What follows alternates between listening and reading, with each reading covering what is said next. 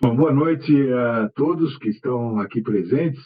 Bom dia, boa tarde ou boa noite aos que verão posteriormente esse vídeo no YouTube. Hoje nós vamos aqui para falar sobre a liberdade para o exercício da soberania popular, uma questão que é basicamente constitucional e de direito, mas como é um assunto que hoje eu reputo da maior importância para a nossa democracia e, portanto, do interesse direto de todo mundo, nós temos nos esforçado para apresentá-lo com a maior simplicidade possível, pensando em facilitar a plena compreensão para o maior número de pessoas. Portanto, peço que vocês tenham um pouco de paciência comigo, porque, como especialista no assunto, eu poderia falar horas, mas tenho um tempo restrito, onde é necessário expor os principais pontos. Para isso, eu fiz um pequeno roteiro para não me perder, mas, de qualquer forma, eu posso ter uma tendência a ser meio detalhista e até um pouco chato. E se assim te parecer, peço que me desculpe. Então, para ser o mais breve possível nessa exposição, preciso partir de três definições de conceitos básicos, mas que, por falta de educação cívica, poucas pessoas têm a exata noção do que representam. O primeiro desses conceitos é o que estabelece que todo mundo tem que se submeter ao império da lei, ou seja, é o conceito que estabelece a supremacia do direito na regulação da sociedade democrática, se contrapondo às formas de governo arbitrárias e tirânicas. O segundo conceito que vamos tratar aqui como absoluto é o da Constituição como sendo o documento que especifica os termos do contrato social entre todos os cidadãos e cidadãs para estabelecer os princípios da nossa República, os direitos e as garantias fundamentais e as regras básicas pelas quais o Estado deve operar. E o terceiro conceito a ser pré-definido é o conceito da soberania popular, que estabelece que o poder da maioria do povo, ou seja, da maioria dos eleitores, aferido em uma consulta popular, ou seja, em um plebiscito ou um referendo, é o poder supremo no Estado democrático de direito no Brasil e é o que determina ser a nossa Constituição participativa. Esses três conceitos estão estabelecidos de forma insofismável na nossa Constituição e ninguém precisa conhecer inteira para saber disso. Basta ler e entender o artigo 1º e o artigo 14. Mas, para não restar dúvida nenhuma sobre o fato de ser a nossa democracia participativa, peço que vocês ouçam um pequeno trecho do famoso discurso de Ulisses Guimarães no ato da outorga da nossa Constituição. Vamos ouvi-lo. Em significado de diagnóstico, a Constituição terá alargado o exercício da democracia em participativa, além de representativa, é o clarim da soberania popular e direta, tocando no umbral da Constituição, para ordenar o avanço no campo das necessidades sociais. O povo passou a ter a iniciativa de leis. Mais do que isso, o povo é um super-legislador, habilitado a rejeitar pelo referendo projetos aprovados pelo Parlamento. A vida pública brasileira será também fiscalizada pelos cidadãos, do presidente da República ao prefeito, do senador ao vereador. Muito bem. Portanto, de posse desses três conceitos, podemos demonstrar de forma simples como a nossa Constituição estabeleceu o sistema operacional da nossa democracia, como na prática a nossa democracia deve funcionar. Assim, considerando que toda democracia, todo sistema democrático é um sistema de tomada de decisão por uma determinada maioria, e considerando, como demonstramos, que a nossa democracia é representativa e também participativa, a Constituição de 88 estabeleceu duas formas para a tomada de todas as decisões políticas do país por duas maiorias diferentes. A primeira, como todo mundo sabe, é a das decisões tomadas no parlamento, pela maioria dos parlamentares. E a segunda é a das decisões da sociedade, tomada pela maioria dos eleitores, através de consultas populares, ou seja, através de referendos e plebiscitos. Ocorre que as regras básicas para as tomadas de decisões do parlamento foram, como o Genuíno sabe, imediatamente regulamentadas pelo Congresso após a Constituinte. Em contrapartida, 10 legislaturas se passaram desde 1988, mais de 6.000 deputados e senadores eleitos, e jamais o Congresso Nacional quis regulamentar sequer uma fórmula para a sociedade poder decidir quando e sobre o que quiser. É a isso que se chama de lacuna constitucional, ou seja, a Constituição define um certo direito básico, mas que depende de uma regulamentação pelo Congresso Nacional para poder ser exercitada pela sociedade. e o Congresso, por sua vez, se nega a regulamentar. Em outras palavras, uma lacuna técnica é um buraco na lei que impede o exercício de um determinado direito líquido e certo. E foi assim que, nos primeiros 10 anos da Constituição, nossos deputados e senadores, ao deixar de regulamentar o exercício da soberania popular, conseguiram calar o povo, mantendo essa lacuna constitucional que impedia a sociedade de praticar qualquer forma de democracia participativa. Depois, em 1998, por sentimento de culpa, vergonha ou por falta dela, não sei, a maioria dos nossos congressistas resolveu regulamentar o artigo 14 da Constituição para estabelecer como a soberania popular deveria ser exercida no país. E com a Lei 9.709, eles estabeleceram que só eles mesmos, os representantes eleitos, poderiam autorizar a realização de consultas à sociedade. E ainda mais, estabeleceram que qualquer proposta de consulta popular teria que passar por um longo e tortuoso processo no caminho das comissões da Câmara, depois no plenário, depois nas comissões no Senado, no plenário do Senado, de volta à Câmara e ao Senado, se houvesse qualquer alteração no texto da proposta em qualquer uma das duas casas do Congresso. Na prática, isso criou uma barreira intransponível para o exercício da soberania popular, razão pela qual nenhuma proposta de consulta popular, por iniciativa da sociedade, foi autorizada pelo Congresso nos 35 anos de existência da nossa Constituição. Com essa lei 9.709, nossos representantes eleitos atribuíram a si mesmos um poder maior que o poder do povo. Na verdade, o poder que lhes permite calar o povo e negar toda e qualquer reivindicação da sociedade que chega ao Congresso Nacional. A partir da Lei 9.709 de 98, o povo, que deveria ser o soberano em nosso Estado democrático de direito, virou súdito da vontade dos representantes eleitos. E estes, numa evidente subversão da ordem democrática, tornaram-se os verdadeiros superlegisladores da nossa República. Ao contrário do que disse Ulisses Guimarães, ao contrário do que diz a nossa Constituição, tornaram-se, então, eles os verdadeiros superlegisladores da nossa República, concentrando 100% do poder de fazer e desfazer qualquer lei com o artigo constitucional, com exceção, é claro, apenas das cláusulas pétreas. E foi assim que deputados e senadores romperam o equilíbrio constitucional entre os poderes,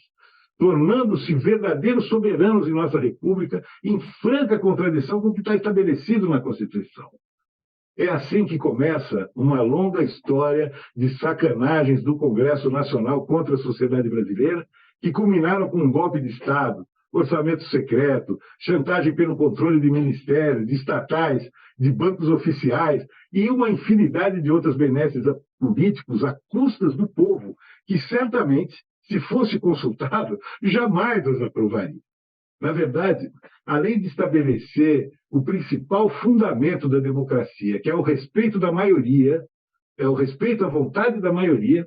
a soberania popular tem outra importante função constitucional na nossa democracia, que é a de servir de freio e contrapeso ao poder de legislar dos representantes eleitos. Isso é muito importante a gente compreender, que a soberania popular serve também como sistema de freio e contrapeso ao poder de legislar dos representantes eleitos. Eu faço aqui um breve à parte para destacar que, na minha opinião, ao contrário do que pensam alguns juristas, votar em representantes não se insere em nossa Constituição como exercício da soberania popular, porque a Constituição diz especificamente que a soberania popular será exercida através de plebiscito, referendo e iniciativa popular. Ou seja, se quisesse os constituintes que eleições fizessem parte desse rol, teriam incluído eleições nesse artigo, mas não fizeram. Então, esse é um breve resumo da situação a que fomos expostos involuntariamente, submetidos por um ato de verdadeira opressão do Congresso Nacional, com base anticonstitucional, visando claramente calar a voz do povo brasileiro. E nós chegamos a essa conclusão de repente. Ao longo das 2 últimas décadas, estudamos profundamente essa questão, inclusive como foco de estudos em curso de pós-graduação em Direito Constitucional. Também debatemos esse tema com inúmeros juristas de grande renome, colhemos depoimentos de ministros, ex-ministros do STF e de constituintes, dentre os quais o nosso querido convidado de hoje aqui, José Genuíno, Promovemos ações de representações junto à Suprema Corte e à Procuradoria-Geral da República, com foco na liberdade para o exercício da soberania popular, e ainda produzimos um longo artigo científico comprovando a existência dessa lacuna constitucional que apontamos na Lei 9.709 de 98. Isso posto, podemos desenhar um gráfico bem simples para explicar o encare da nossa democracia hoje. De um lado, podemos colocar dentro de um quadrado a Constituição dizendo que o povo é soberano e que a nossa democracia é participativa. E, do outro lado, podemos colocar dentro de um outro quadrado o Congresso Nacional dizendo que só ele pode aprovar a realização de consultas populares e, nunca fazendo isso, vai conseguindo manter a sociedade brasileira calada e alienada do processo político. Portanto, até aqui comprovamos, 1, que nossa democracia é participativa. 2, que o artigo 14 da Constituição determina as formas pelas quais a sociedade brasileira pode exercer e deve exercer a soberania popular. E 3, que inexiste lei regulamentando como uma iniciativa popular pode promover um plebiscito ou referendo oficial, independentemente da vontade de deputados e senadores. E ainda é importante acrescentar que temos plena convicção de que essa decisão de calar e alienar a sociedade é patrocinada e acobertada pelo establishment, pelo sistema, para que as pessoas tenham até dificuldade de perceber que lhe subtraíram o seu maior poder político, que é a soberania popular. Aí alguém poderia querer me perguntar, então, Fernando, o que nós podemos fazer para enfrentar o sistema? Certamente não é um desafio pequeno, mas depois de analisar técnica e minuciosamente essa questão, concluímos que só há 2 caminhos pacíficos, legais e constitucionais que podem nos levar à correção desse desvio de conduta do Congresso Nacional que acabou gerando uma enorme distopia na democracia brasileira. O primeiro caminho que encontramos é o de levantar a bandeira da liberdade para o exercício da soberania popular, na expectativa de que a discussão na sociedade sobre esse tema possa ir conscientizando mais e mais pessoas e acabar gerando uma onda de mobilização em torno desse direito sagrado constitucional capaz de exercer uma grande pressão na sociedade sobre o Congresso Nacional. E o segundo caminho é o da judicialização da questão, através da impetração de um mandado de injunção contra o Congresso Nacional, porque é obrigação da Suprema Corte ordenar que o Legislativo supra qualquer lacuna técnica constitucional na legislação federal. Porém, para conseguirmos evoluir nesse caminho, também precisaremos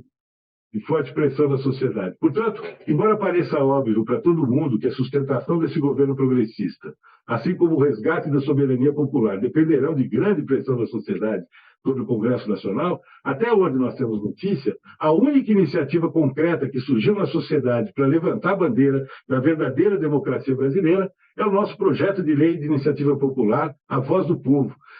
que tem como primeiro objetivo estimular na sociedade a discussão sobre o nosso direito à liberdade para o exercício da soberania popular, acreditando, como disse, que à medida que as pessoas forem tomando conhecimento do tamanho do poder que nossa Constituição atribuiu à sociedade brasileira e que o Congresso nos usurpou, está se formando a base para uma mobilização que possa efetivamente nos reconduzir ao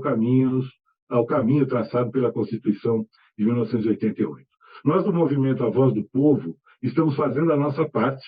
empenhando o máximo da nossa atual capacidade de comunicação para levar essa discussão à sociedade e pedimos a todos que estão assistindo esse vídeo que nos ajudem, que participem dessa luta e façam o mesmo, que comecem a discutir com seus amigos, seus parentes, em suas relações nas redes sociais, esse nosso direito ao livre exercício da soberania popular, sem receio de confrontações ideológicas, porque aqui estamos tratando somente de democracia.